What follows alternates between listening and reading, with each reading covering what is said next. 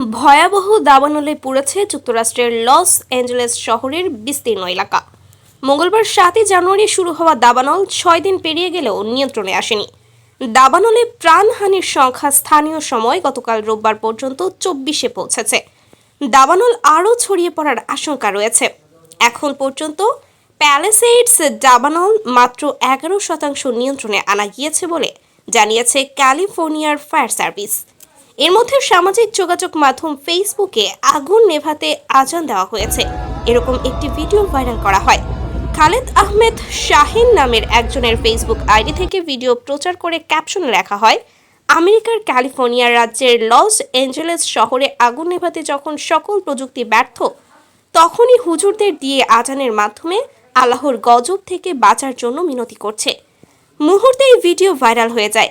কয়েক লাখ মানুষ ভিডিওটি দেখেন, অনেকে শেয়ার করেন, কেউ কেউ মন্তব্য করেন। প্রচারিত ভিডিওটিতে দাবি করা হচ্ছে ক্যালিফোর্নিয়ার লস অ্যাঞ্জেলেসের আগুন নেভাতে আজান দেওয়া হয়েছে। তবে রিউমার স্ক্যানার জানিয়েছে প্রচারিত ভিডিওটি সাম্প্রতিক সময়ের নয়, এটি অন্তত প্রায় 2 বছরের পুরনো। ক্যালিফোর্নিয়ার লস অ্যাঞ্জেলেসের আগুন নেভাতে আজান দেওয়ার ঘটনা ঘটেনি। ভিডিওটি মূলত পাকিস্তানের। 2022 সালের 1 জুন করাচির একটি সুপারমার্কেটে আগুন লাগে। আগুন নেভাতে ওই সুপারমার্কেটের ব্যবসায়ী এবং স্থানীয়দের উদ্যোগে কিছু লোক আজান দেন। আজানের গুরুত্ব ও ফজিলত। আজান একটি ইসলামের গুরুত্বপূর্ণ ইবাদত। আজান দেওয়ার কথা কোরআনে বলা হয়েছে।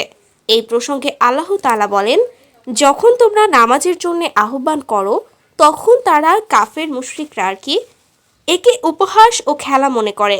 সূরা মায়েদা আয়াত 58। রাসূলুল্লাহ সাল্লাল্লাহু আলাইহি ওয়াসাল্লাম বলেছেন, যখন নামাজের জন্য আজান দেওয়া হয় তখন শয়তান হাওয়া ছেড়ে পালায় যাতে সে আজানের শব্দ না শোনে। যখন আজান শেষ হয়ে যায় তখন সে আবার ফিরে আসে। আবার যখন নামাজের জন্য একামত বলা হয় তখন আবার সে দূরে সরে যায়। একামত শেষ হলে সে পুনরায় ফিরে এসে লোকের মনে কুমন্ত্রণা দিয়ে বলে, এটা স্মরণ করো, ওটা স্মরণ করো। এভাবে বিস্তৃত সময়গুলো সে স্মরণ করিয়ে দেয়। তাতে লোকটি এমন অবস্থায় গিয়ে পৌঁছায় যে সে কয় রাকাত নামাজ আদায় করেছে তা আর মনে করতে পারে না।